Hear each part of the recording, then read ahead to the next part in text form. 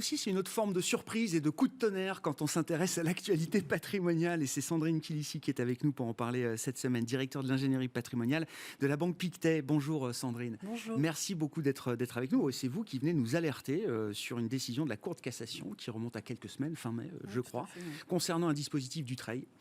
Et vous dites attention parce que cette décision, dans une première lecture qui paraît favorable au contribuable qui est venu devant la Cour de cassation, peut être une décision à double tranchant. Il y a peut-être un revers qu'il faut bien avoir en tête aujourd'hui, et c'est même la question de l'esprit du pacte Dutreil qui se trouve interrogé désormais.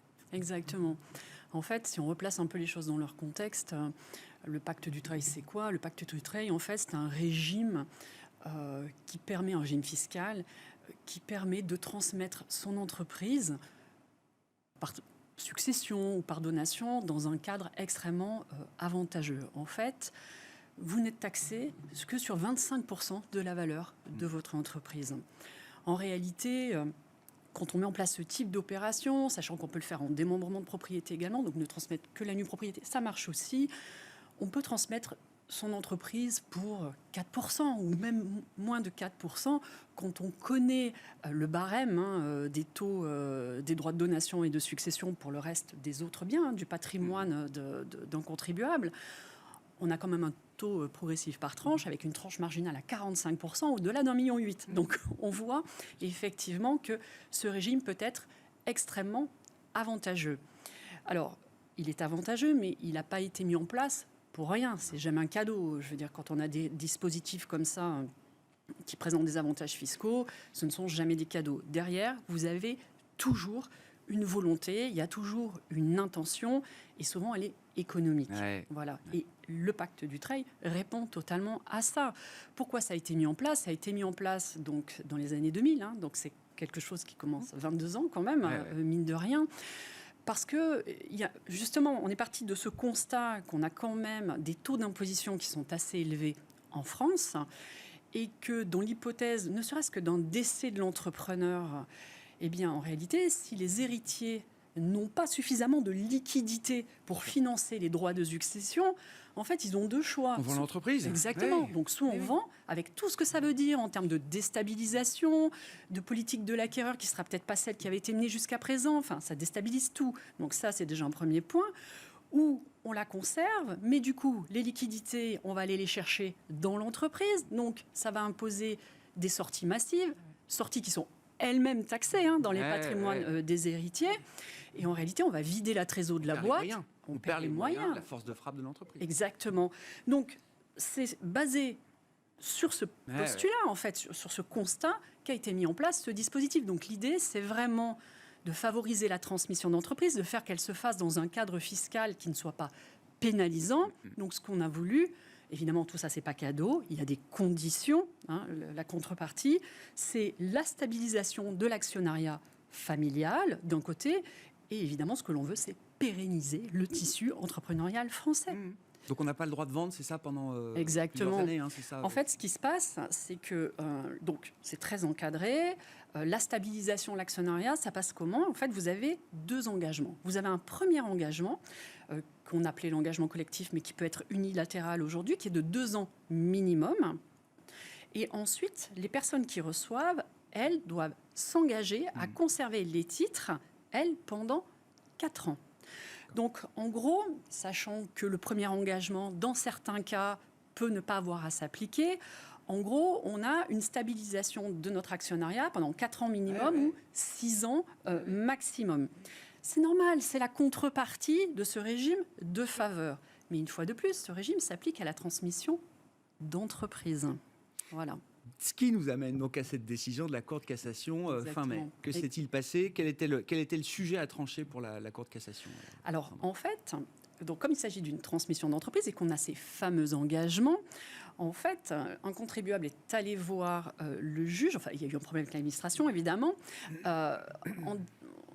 Comment dirais-je, la société en question, c'est une société dite holding animatrice, parce qu'en réalité, donc, on peut transmettre sous ce régime, donc une société qui a une activité industrielle, commerciale, artisanale, agricole, libérale, ou les holdings animatrices. D'accord. Et ma holding animatrice, donc, c'est assez particulier. Elle est assimilée quelque part à une société commerciale et elle a pour rôle d'animer son groupe. Elle doit animer et contrôler son groupe, c'est-à-dire qu'elle a vraiment une influence très forte. C'est elle qui fixe toute la stratégie de développement de son groupe. Bon. En principe, on se met à la place de l'administration fiscale.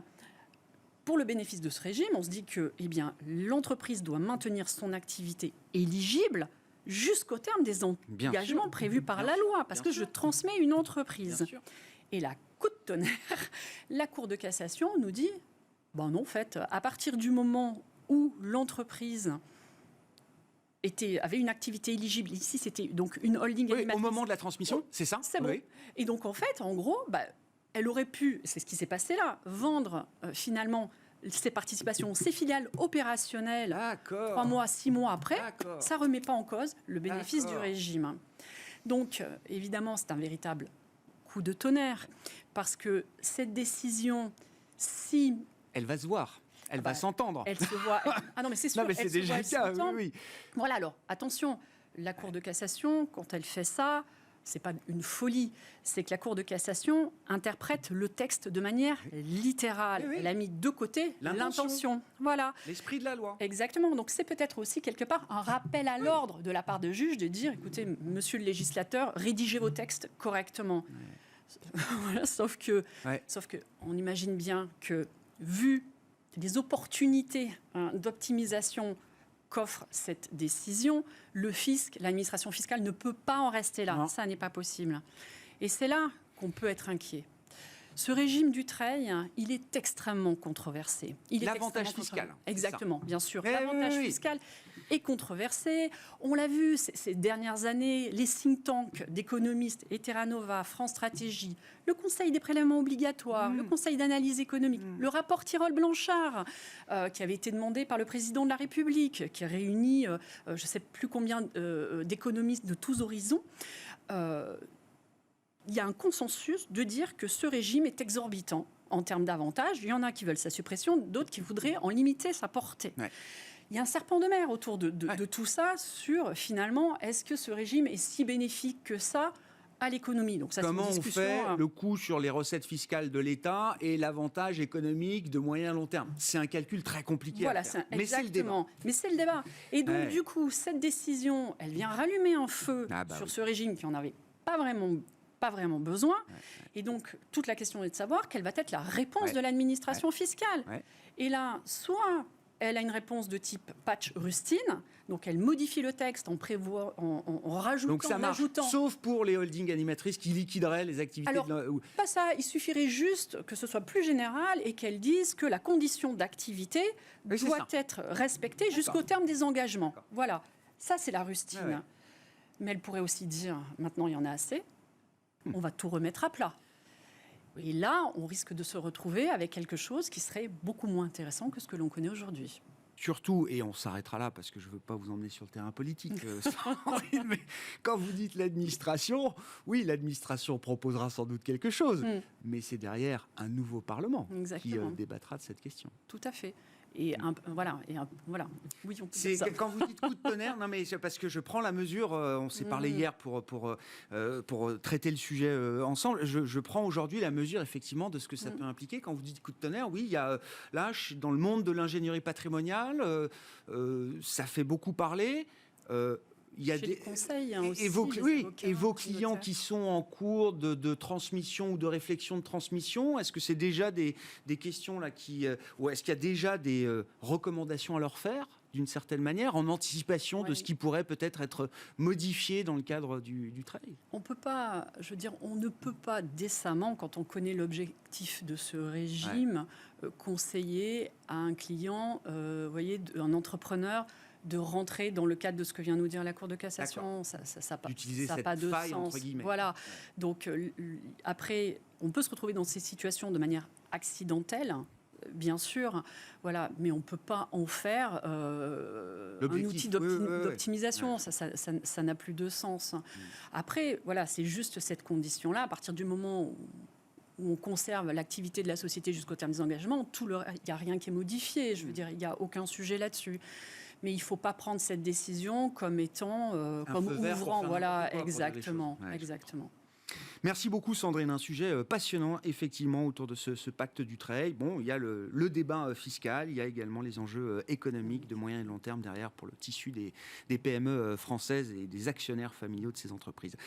Sandrine Kilici qui était avec nous en plateau, directeur de l'ingénierie patrimoniale de la banque Pictet dans cette émission Smart Bourse de la mi-journée. On se retrouve à 17h en direct pour une nouvelle heure ensemble sur Bismart.